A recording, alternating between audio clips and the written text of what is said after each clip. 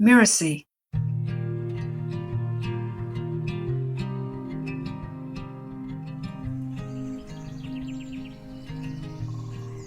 One day, a rabbit took shelter from the sun under the shade of a great big tree. Before sitting down, however, she asked its permission. The tree shook with happiness and answered, "Of course." Then down from its branches dropped a piece of ripe fruit. The rabbit thanked the tree profusely. Sometime later, the rabbit felt an itch on her back and asked politely if she might scratch the itch on the tree's marvelous trunk. The tree again shook with delight and answered, "Of course." Now the tree was pleased with the rabbit's respect and courtesy and said, "Rabbit, you are the first creature to show me such respect and appreciation. I would like to show you something in return. I will show you my secret heart if you wish. I only ask that you not touch or take anything."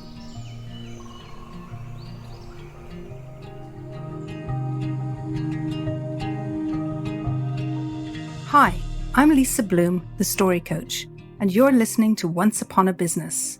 In each episode, we explore a story, a fairy tale, folk tale, or traditional tale, so that we can discover the amazing lessons relevant for business and for entrepreneurs.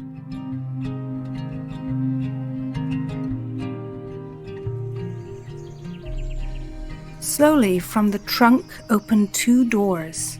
Rabbit stepped inside. It was the most beautiful garden she had ever seen. A stream ran through it, and its bed was glittering with gold and silver gems.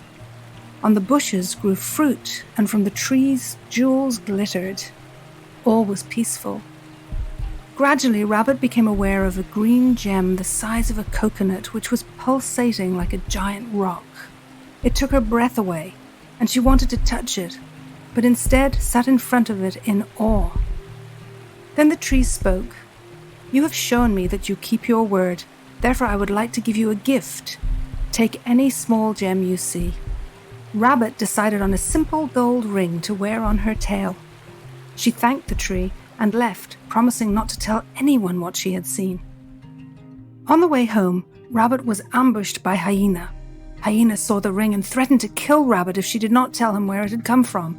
Rabbit, afraid for her life, told Hyena how she had obtained the ring.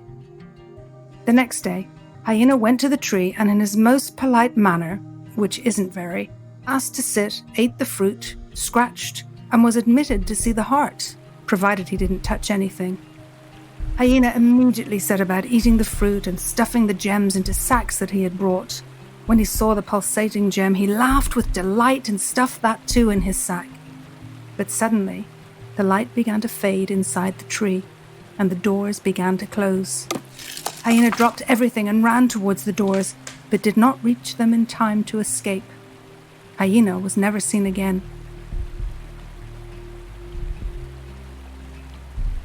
It is said that after that, the trees have never shown anyone their secret hearts, as a trust was broken.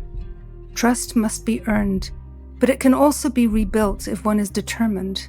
We each hold the secret hearts of all the things in our hands.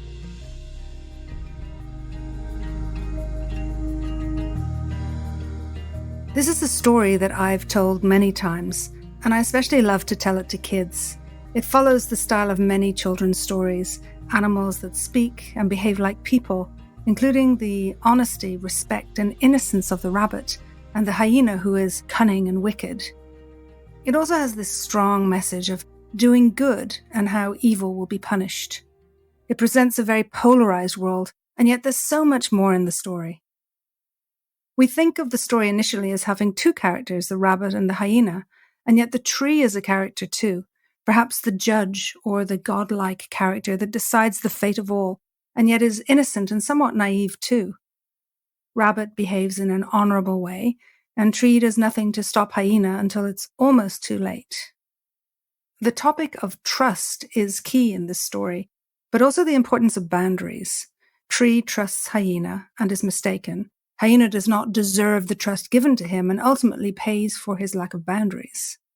Some would suggest that Tree also misunderstands the notion of boundaries. He certainly does not read the signs that are only too clear as Hyena approaches Tree. I've found trust a tricky thing in business. I've hired people who didn't deliver what they promised, and I've worked with people who have disappointed me. And so it took me time to develop the right antenna to be able to get a good sense of who I should or should not trust. I remember years ago in Dublin meeting up with a friend of a friend in the pub one night. He was a serial entrepreneur who had made and lost millions over the years. We were talking business, and he told me about the various partners he'd worked with over the years. I'll always remember what he said to me. He said, "Lisa, partners are for dancing." I still think of that when I work with clients who talk about how they'd love to have a partner in the business. And when it comes to boundaries, when you run a business, it's so important to have good boundaries, both for yourself and for your clients. For yourself, when you have good boundaries, you can work hard on your passion, give your all to the business, but not burn out or burn your relationships. And with clients, I see it in coaching, it's the boundaries that create the relationship, that make it clear what can and can't happen. Boundaries create the structures we need to be able to move forward and make progress. Another clear topic in the story is that of patience, which is embodied by Rabbit, along with respect. When Hyena comes along, we see the opposite, the bullying behavior, the impatience, the entitlement. I think this speaks to behaviors we see in business too. I think we need to put in time and effort, the respect and the commitment that good work takes. I don't think that anyone is entitled to anything in business. When I tell this story to kids, I tell a longer version. The story goes that the heart of the tree is inside a deep, dark cave. And when Rabbit runs into the cave, she finds the throbbing, beating green stone, realizes that it's the tree's heart, and sits watching, mesmerized, until Tree tells her to leave and take something small on the way. When Hyena reaches the cave, he runs in and tries to grab the tree's heart, pulling and grabbing, but it won't budge. So he runs out and starts gathering all the stones in his sack. Tree tells him to leave and gives him enough time to make it out, but he won't let go of the sack. And it gets heavier and heavier the more he tries to drag it with him. And ultimately he gets trapped inside the tree. One time when I told this story, a woman came up to me afterwards. She told me that her granddaughter was crying. She was upset and wanted to know what happened to Hyena. Poor child. I don't think anyone had ever told her anything but a Disney version of a story before. Certainly not the grisly Grimm's Brothers type stories. I had to explain to the little girl that this was just a story, and the lesson is to be kind and sweet like the rabbit. I'm not sure she was convinced. But the message here for business is so clear. No one likes to be approached by someone who's pushy and rude and greedy. And this is not uncommon, unfortunately, in sales and marketing tactics. And when these types of greedy tactics are used, it can impact an entire industry, like the typical car salesperson that no one wants to meet or become in their own business.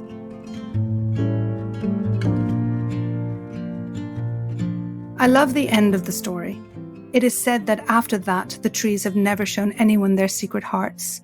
As a trust was broken, trust must be earned, but it can also be rebuilt if one is determined. We each hold the secret hearts of all the things in our hands. It's a beautiful reminder that even if we make a mistake, like Rabbit, and a trust is broken, we can still earn it back.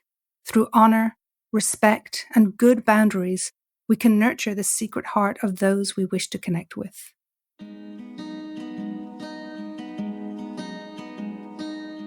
I'm Lisa Bloom, and you've been listening to Once Upon a Business.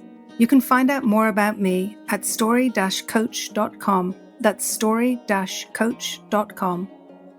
Once Upon a Business is a part of the Mirasee FM podcast network, which also includes such shows as Just Between Coaches and Course Lab. This episode of Once Upon a Business was produced by Cynthia Lamb. Geoff Govertsen assembled the episode. Danny Inney is our executive producer. Post-production was by Post Office Sound. So you don't miss the episodes that are coming up on Once Upon a Business. Please follow us on Apple Podcasts, Spotify, or wherever you're listening right now. And if you like the show, please leave us a starred review. It really does help us out. Thank you. We'll see you next time.